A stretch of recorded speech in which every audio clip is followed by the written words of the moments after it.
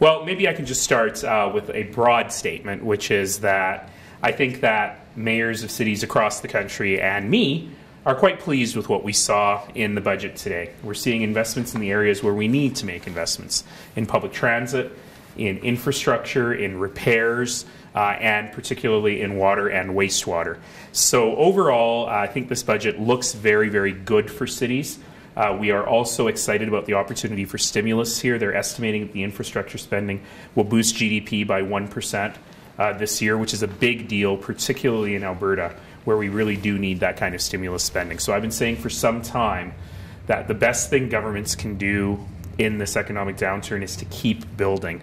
And this federal budget gets us on the path towards keeping building. Now, we have to wait now to see what happens in the provincial budget on April 14th, because it's very, very clear that the federal government is stepping in to help municipalities across the country build stuff, and it's important that the provincial governments do their part and don't take this as an opportunity to step back from building stuff, but I don't think that the Alberta government will do that. I'll stop there. So on affordable housing, I know that was discussed at length yesterday at Council. What are your thoughts on the amount of money that the federal government's investing there and requiring the province to match? We haven't received any money for new units to be built in Calgary in the midst of a housing crisis since 2011. So the fact that the federal government is stepping into this role again is very, very, very significant. The other thing that's really interesting is that the affordable housing package in the budget is really detailed. They've clearly done their homework, and I know that MP Adam Vaughan, who used to be on Toronto City Council, has been working very, very hard on making sure that they understand the nuances on the affordable housing file, which is great. So I'm very, very, very pleased with this as a signal that the federal government is getting back into that business, because they've been abandoning it for far too long. Of course, there needs to be more money in it. Of course there does. There always will be until we tackle the crisis that we're facing, 3,000 unit shortage here in Calgary. But it is absolutely a step in the right direction, and a strong step in the right direction. In the budget, that is going to speed up delivery of the $9 billion left over from Building Canada. Good news, I'm assuming, for the agreement? So this is the big question mark, which is they will speed up the delivery of the leftover money that was promised in 2014 but never actually flowed, as well as flowing some of that money, about $100 million a year, through the gas tax fund. That's very good, because that means it comes straight to the cities and we have a lot of flexibility in how we can spend it. On the remainder of the $9 billion in the Building Canada Fund, this is where the province steps in, because those programs were programs from the federal government to the provinces to the municipalities. So we'll have to make sure that that money flows through to the municipalities. In the budget document, one example they gave was $600 million for the Southwest Calgary Ring Road, which is a great investment, but also an investment that's been funded by the province. So I would expect that if the province receives funding from the federal government for stuff they've already funded, then that money will be rebated back to the municipalities. Councillor Keating tweeted today that a lot of people noticed that the Green Line wasn't included, but it was never intended to be. No, that's right. There was a picture, I think, of the Calgary LRT in there somewhere.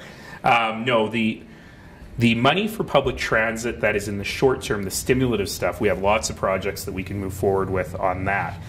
We do need, and we continue to need, a commitment from both the provincial and federal governments by this autumn, in principle, towards the Green Line, so that we can continue our work.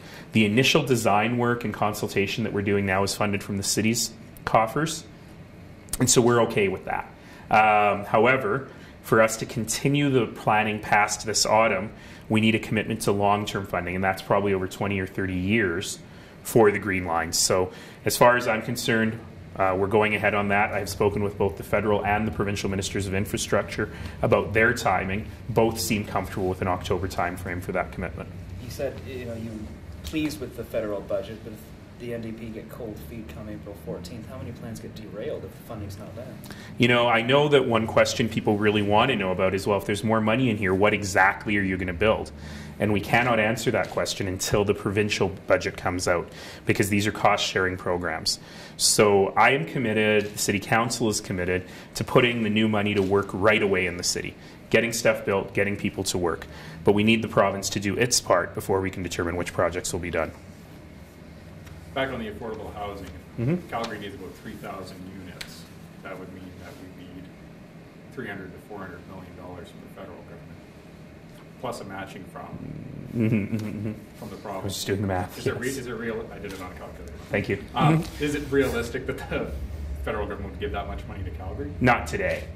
Obviously not today, and not in one fell swoop. And we couldn't build it all that quickly anyway.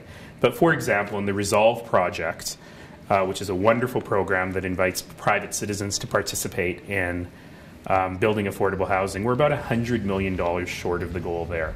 That $100 million would build many hundreds of units. So there are lots of opportunities to get started on that. The good thing about affordable housing is the individual projects tend to be small. So unlike the Green Line, I don't need a giant commitment to do anything.